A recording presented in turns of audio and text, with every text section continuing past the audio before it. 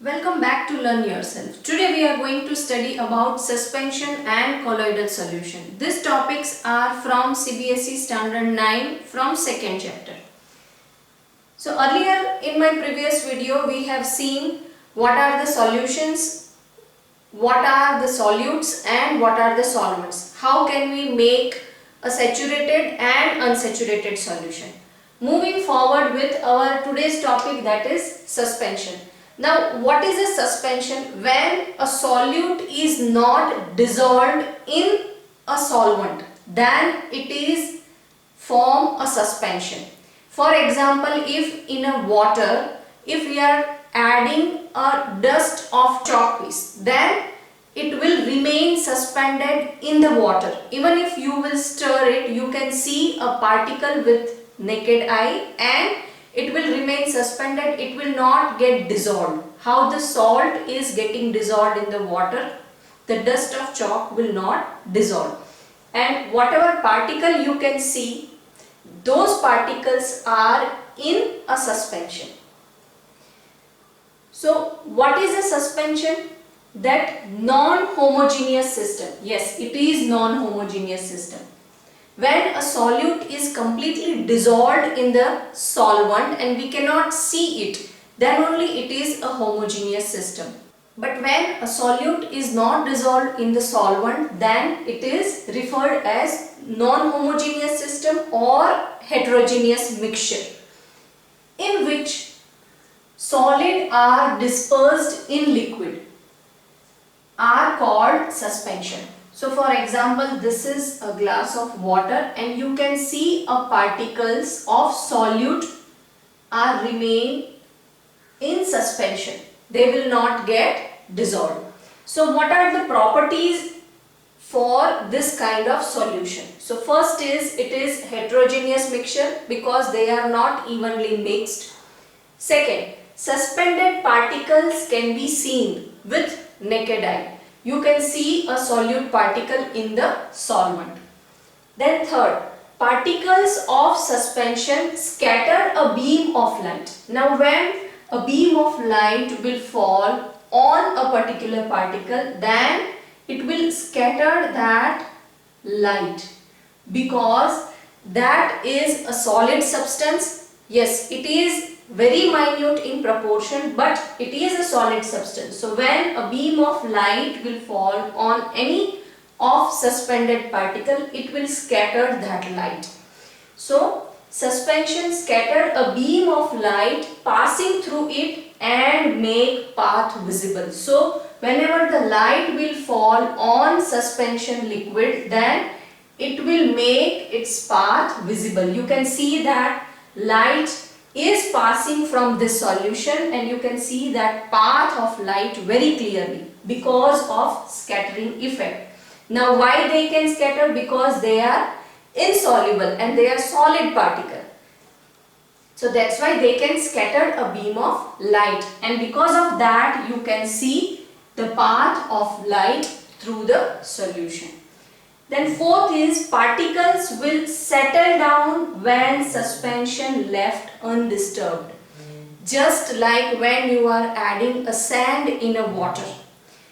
When you are adding a sand in a water, you can see for some time that particles which are light will remain suspended, but heavy particles will settle down. And after some time, when you leave it undisturbed, then all the particle of sand will settle down. So it is clearly a heterogeneous system in which when you are leaving undisturbed, then it will separate solute and solvent. So it is not a true solution and it is unstable, because once you are leaving it, then they will again separate. So particles will settle down when suspension left undisturbed, and it is unstable. It is not stable because after some time they will get separated automatically without doing any effort. But when you are adding a salt in a water, after some time also it will remain dissolved in it. If you want to separate it, then you have to perform evaporation on it. Otherwise You cannot separate those two. So here this is not a true solution. It is unstable and it will get separated by its own. Then last one is, it can be separated from mixture by filtration. You can do a filtration and you can separate them very easily. So all these are characteristic properties of suspension in which these solutions are not a true solution, they are unstable. This point is very important, that they will make a path visible of light when light will fall on suspension liquid. You can see the particles and it is obviously a heterogeneous mixture. Our next topic is colloidal solution. So colloidal solutions are also heterogeneous mixture. The particles of colloidal solution scattered a beam of light and show Tyndall effect. Earlier we have seen in suspension that they will also scatter a beam of light, but the Tyndall effect can be seen from colloidal solution only. Now what is a colloidal solution? That in solution these are the particles of solute.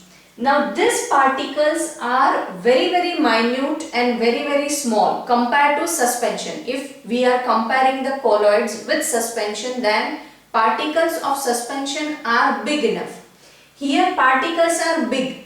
We can see it through naked eye, but they are very minute. If we are adding a milk, some drop of milk in a water and the solution will form, is known as colloidal solution. We can see the particles of solute in the solvent, but we cannot separate it through filtration and they are very minute. Then this kind of solutions are known as colloidal solution. Since they are not mixed evenly, it is heterogeneous mixture and the particles are big enough to scatter a beam of light. That's why it is scattering a beam of light. It will make path of light visible and it will also show a Tyndall effect.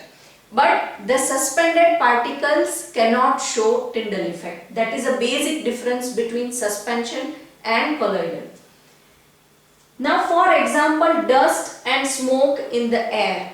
Sometimes we can see that from the clouds, the rays of lights are coming and they are scattering. That is also known as Tyndall effect.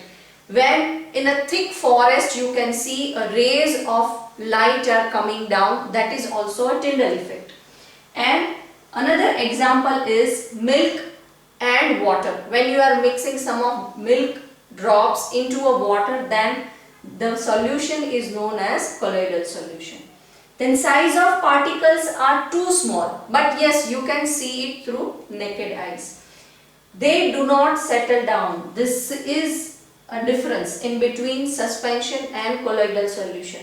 In suspension, they will settle down once you will leave it undisturbed. Here, even though you will left it undisturbed, they will not settle down and remain suspended evenly in the solvent. Next is, can be separated from solvent through centrifugation. Now centrifugation is a technique to separate solute from solvent, in which we are rotating a solvent and solute mixture, that is our colloidal solution, in a test tube, and we will put that centrifugal machine and we will rotate it at a high speed. After some rotation, it will separate solute and solvent, but we cannot separate it through filtration. Then how can we term this kind of solute and this kind of solvents? So what all solutes will be there? That solute is known as dispersed phase. They are remain in dispersed phase, and solvents are termed as dispersing medium. So in dispersing medium, the dispersed phase will be our solute, and this too will make a colloidal solution. They can be solid, liquid or gas. So this point is very important, that this will not always a solution, this will not be always a liquid. They can be solid, they can be liquid, and they can be gas. It is depending upon which dispersing medium you have choose and which dispersed phase you have choose. So let us see some of the examples. So this point will get clear that how can a colloidal solution be solid, liquid or gas. And this from 1 to 7 are the characteristic properties of colloidal solution. We will also see the basic difference between suspension and colloidal solution, and we will also see what are the similarities between suspension and colloidal solution. Now these are some of the examples of colloidal solution in which our dispersed phase and dispersing medium are different. Dispersed phase means our solute and dispersing medium means a solvent. So when liquid will mix with gas, the type of colloidal solution will be aerosol. Here every time whenever the state of dispersed phase and dispersing medium will change, the type of colloidal solution will change. This is a type of colloidal solution, that is aerosol, foam, gel and sol. It is depending upon which kind of phase and which kind of medium you are mixing. So when liquid is mixed with gas, we will get aerosol type of colloidal solution, and the example is fog. So when liquid, for example for fog, water is mixed with gas. So in atmospheric gas, when it is mixed, a liquid, a minute particle of water will mix with it, then the fog will generate it, and the type of this colloidal solution is aerosol. Next is gas will mix with liquid, then when dispersed phase is gas and dispersing medium is liquid, then it is foam. If you will change this, liquid will become phase and gas will become dispersing medium, then the type of colloidal solution will change.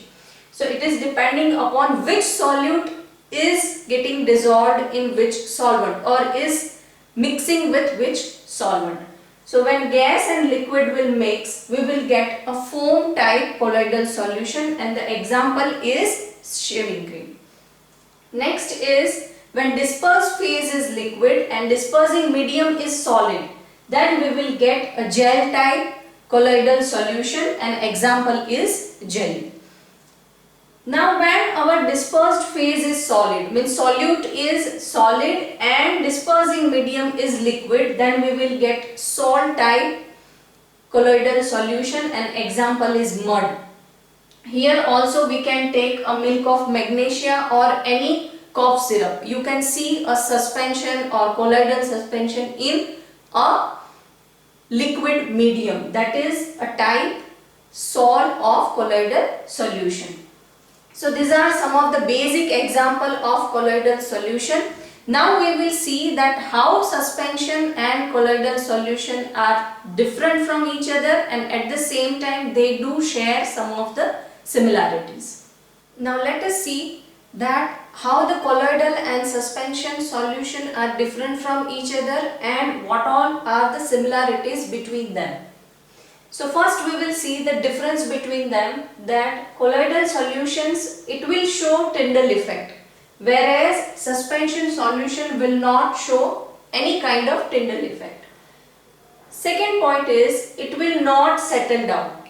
While left undisturbed, the colloidal solution will not settle down, whereas a suspension solution will settle down. Third point is it can be separate through centrifugation. This is a name of a technique that through centrifugation we can separate colloidal solution. And here through filtration we can separate a suspension solution. If you want to write here example, then a chalk dust in a water will be example of suspension solution, and here the drops of milk in a water will be the example of colloidal solution. Now the similarities between them are, first, particles can be seen through naked eyes. Both solute particles are big enough that we can see through naked eyes, but If we will make a comparison between them, then colloidal particles are comparatively smaller than the suspension medium. Second is both are heterogeneous mixture. Both are not a true solution. Both are heterogeneous mixture.